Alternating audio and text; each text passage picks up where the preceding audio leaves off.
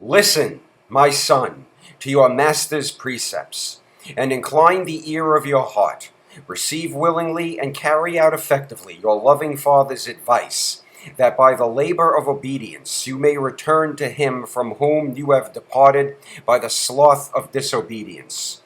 These are the opening words to the Rule for Monasteries, the Rule of St. Benedict, and it is St. Benedict I would like to discuss as his feast day is at hand. This picture you see is not the cathedral, but I will come back to that later. Let us return to St. John the Divine.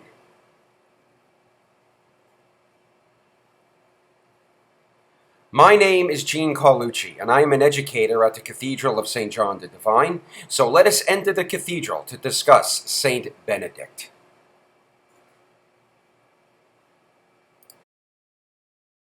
Here we are in the cathedral, but before we discuss St. Benedict, what is a feast day? The traditional Christian method of organizing the liturgical year is by the calendar of the saints or feast days, associating each day with one or more saints. The word feast in this context means an annual celebration or day dedicated to a particular saint.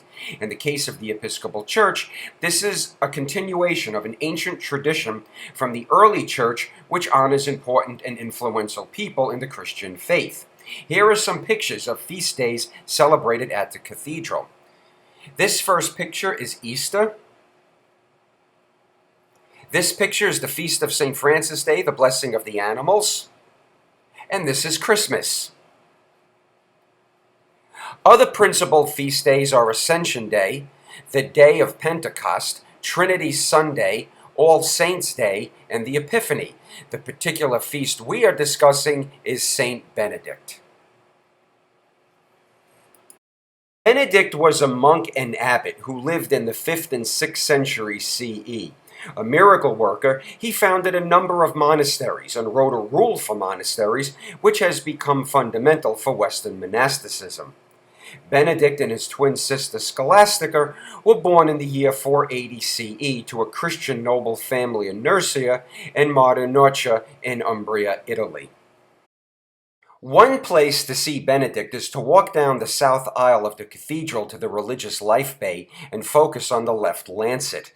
Starting from the bottom, where you can see the cave at Subiaco, to which Benedict first retreated to pursue a spiritual life after growing tired of life in Rome.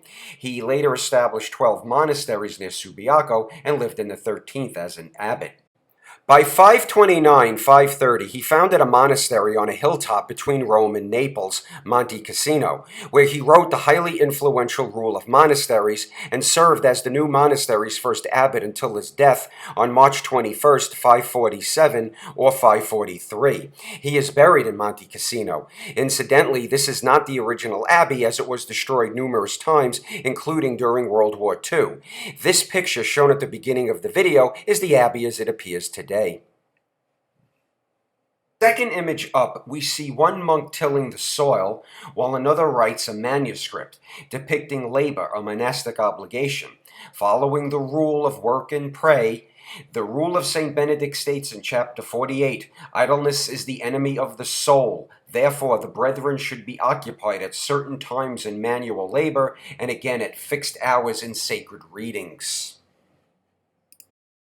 We see in the third image up worship, the deepest shared experience, represented by the Latin Opus Dei, the work of God.